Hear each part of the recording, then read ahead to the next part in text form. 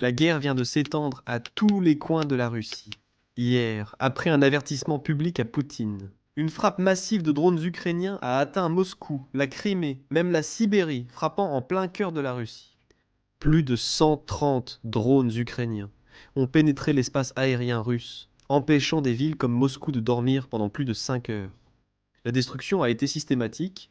L'Ukraine a ciblé raffineries, dépôts de carburant, bases militaires et plus encore. Pour Poutine, ces frappes ont montré plus que la faiblesse russe. La Russie protège maintenant ses usines d'eau militaires stratégiques avec des soldats et des armes plutôt qu'avec la défense aérienne pour économiser de l'argent. Cela prouve que Poutine est tellement désespéré d'économiser de l'argent qu'il met activement en danger toute sa base industrielle. Et l'Ukraine en profite pleinement. Tout a commencé avec ce message que le président Zelensky a adressé aux Ukrainiens. Mais si vous écoutez attentivement, il y a un avertissement directement adressé à Poutine. Regardez. Pour chaque scénario, l'Ukraine est toujours prête. L'Ukraine doit toujours avoir des capacités à longue portée suffisantes dans tous les scénarios. En temps de guerre comme après, c'est une garantie de sécurité pour notre avenir et nos enfants. C'est un élément d'indépendance et ce sera le principal garant. La capacité à longue portée est un élément d'indépendance, et ce sera le plus grand garant pour assurer la paix. Les sanctions mondiales et notre précision chirurgicale visent à mettre fin à la guerre selon des conditions justes pour l'Ukraine. Les objectifs de frappe en profondeur, y compris l'extension de notre capacité à longue portée, doivent être atteints d'ici la fin de l'année. L'expansion de la géographie de nos combats à longue distance. Quelques heures après cet avertissement, des drones ukrainiens ont décollé et les médias russes ont signalé des alertes de drones à leurs citoyens. Vous pouvez voir la trajectoire initiale des frappes à l'écran. Plus de 130 drones ont pénétré l'espace aérien russe, certains visant Moscou, la Crimée ou la Sibérie. Les aéroports russes en Dortmund-Chipoes ont été fermés. Les raffineries russes, eh bien techniquement, elles ont dû fermer. Et les villes russes n'ont pas pu dormir.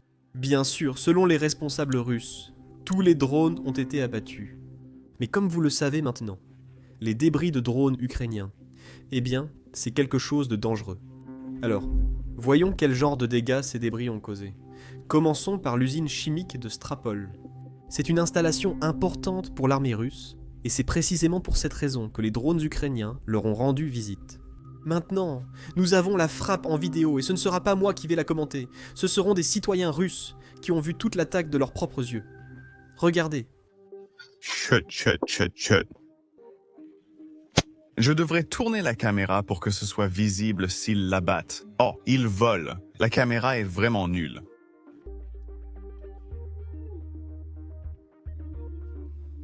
Pourquoi? Prends-le, kaboum, merde. Regarde la fumée, ils l'ont touché.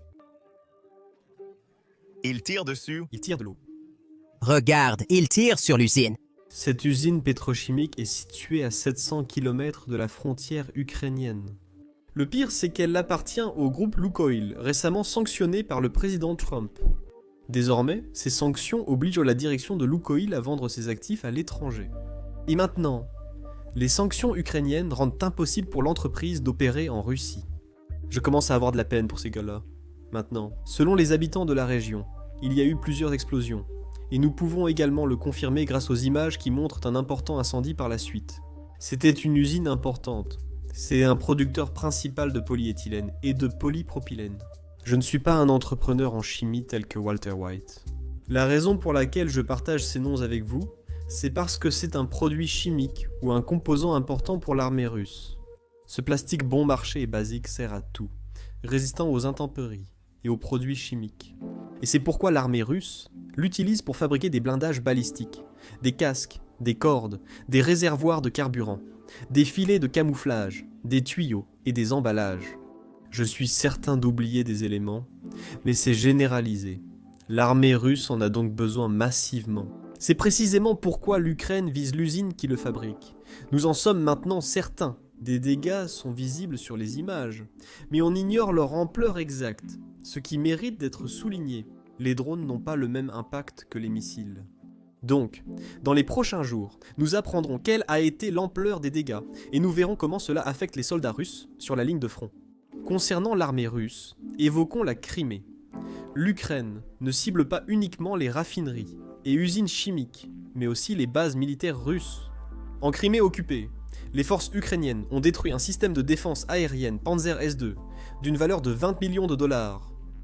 En plus de cela, la même nuit, la Russie a également perdu 2 autres stations radar. Cela facilitera l'accès et les déplacements libres des futurs drones ukrainiens.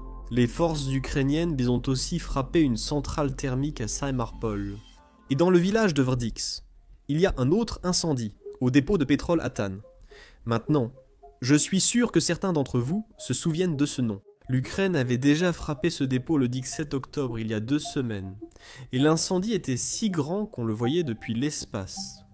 Alors que les forces russes tentèrent d'éteindre l'incendie, l'Ukraine vient de le raviver en frappant la même installation. Les prochaines semaines s'annoncent longues pour les forces russes. Concentrons-nous maintenant sur la Russie, où de nombreuses explosions ont également eu lieu. 5 explosions ont eu lieu dans une raffinerie de l'oblast d'Oulansk, en Russie. Le gouverneur régional a affirmé que les défenses aériennes russes avaient tout abattu. Malheureusement pour lui, il est difficile de s'en tirer avec un mensonge lorsque les dégâts sont filmés. Regardez.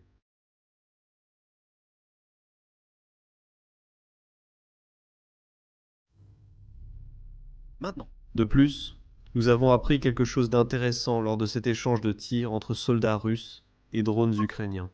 Faites bien attention à la séquence qui s'affiche à l'écran. Regardez les défenses aériennes russes essayer d'abattre le drone. Ce ne sont pas des missiles de défense aérienne. La Russie utiliserait des mitrailleuses anti-drones pour les abattre. On peut voir cela de 2 façons. Premièrement, bien sûr, la Russie a compris les mathématiques. Ils refusent d'utiliser des missiles valant des millions pour détruire des drones 10 fois moins chers.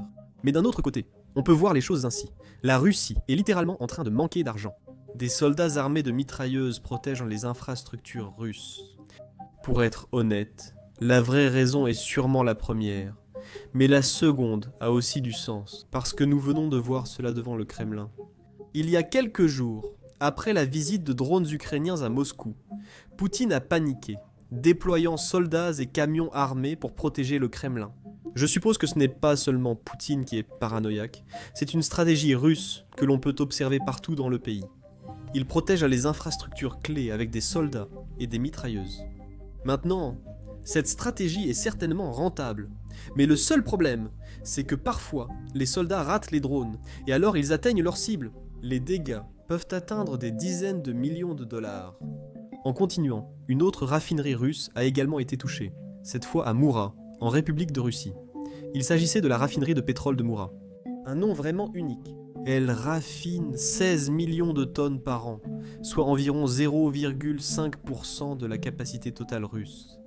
La partie la plus choquante de cette attaque était le fait que cette raffinerie se trouve à environ 1000 km, soit 600 miles de la ligne de front. Ces drones vont clairement loin, en territoire russe. Cela montre que la nouvelle stratégie de Poutine permet la libre circulation des drones. Quand ils sont en altitude, les soldats russes essaient de les abattre lorsqu'ils descendent vers leur cible. Et quand ils ratent, les raffineries russes explosent. Comme le dit le proverbe ukrainien, une raffinerie par jour éloigne Poutine. Le général Ben Hodges expose l'impact des frappes sur les raffineries pour les lignes de front et le budget russe l'an prochain. Écoutez. D'un autre côté, les Ukrainiens, bien sûr, n'ont pas à eux seuls la capacité de repousser la Russie. Mais ce qu'ils ont fait, je pense, très intelligemment, c'est qu'ils se sont concentrés sur la destruction de l'infrastructure pétrolière et gazière de la Russie, en particulier sur la capacité de la Russie à exporter du pétrole. Sans cela, alors je ne vois pas comment la Russie pourrait continuer la guerre au-delà de l'année prochaine. C'est cela qui finance tout. Et leur économie est déjà, je pense, fragile. Et si l'Ukraine parvient à continuer de frapper ses cibles, les raffineries qui produisent l'essence des voitures russes, ça m'est égal, ça me fait même plaisir de les voir malheureux. Mais ce qui compte vraiment pour la guerre, c'est de détruire leur capacité à exporter du pétrole. Et ce serait incroyable si nous, en Occident, devenions sérieux au sujet de la perturbation des navires de la flotte fantôme également. Ceux qui partent notamment par la mer Baltique, chargés de pétrole à destination de l'Inde, de la Chine et de la Turquie. Je vais expliquer pourquoi le général Hodges a évoqué l'année prochaine. Parce que, comme vous le savez, l'armée russe ressemble à un père alcoolique. Elle continuera d'exploiter les ressources russes, sauf contrainte réelle. C'est-à-dire que, même si nous voyons l'impact de ces frappes menées par les Ukrainiens depuis le début du mois d'août, l'économie russe en ressent déjà les effets. Nous voyons de longues files d'attente, nous voyons les prix du pétrole augmenter, et nous voyons Poutine paniquer pour essayer d'arrêter ces frappes d'une manière ou d'une autre. L'armée russe en première ligne ne perçoit pas encore l'impact. Tant que la Russie dispose de diesel, l'armée reste prioritaire pour l'utiliser. À moins que la Russie ne manque vraiment de diesel, il y aura peu de changements sur la ligne de front. Nous n'allons pas voir des véhicules tomber en panne de carburant sur la ligne de front. Mais si ces frappes continuent, et à mesure que l'impact de ces pénuries se répercute sur l'ensemble du système russe, cela finira par atteindre l'armée russe à un moment donné. Il est plus probable que cela arrive l'an prochain. Mais ces frappes ont tout de même un impact sur la Russie. Ayant vu des économies en difficulté, nous avons entendu la Banque centrale évoquer l'explosion de l'inflation. Les gens manquent d'essence, les stations-service sont à court de carburant. Et tout cela, indirectement, joue toujours un rôle dans la façon dont Poutine calcule combien de temps il peut continuer cette guerre. Donc, c'est clairement une bonne chose. Et si l'Ukraine peut continuer à frapper ses raffineries, ils verront bientôt l'impact sur la ligne de front également. Bien sûr, les frappes ukrainiennes ne se limitent pas à l'arrière des lignes en Russie. Sur la ligne de front, les forces ukrainiennes utilisent des drones pour stopper les avancées russes. Voici juste un exemple. Il s'agit d'un extrait que vous voyez, que la Russie a en fait publié. L'extrait montre la Russie exhibant ses troupes entrant à Mironar. Ceci a également été confirmé par les forces ukrainiennes, puis elles ont rapidement retiré cette confirmation. C'est parce que, quelques heures après la publication de la vidéo russe, les forces ukrainiennes ont publié leur propre vidéo, où elles s'occupent de ce groupe russe qui avait atterri dans la ville. Regardez.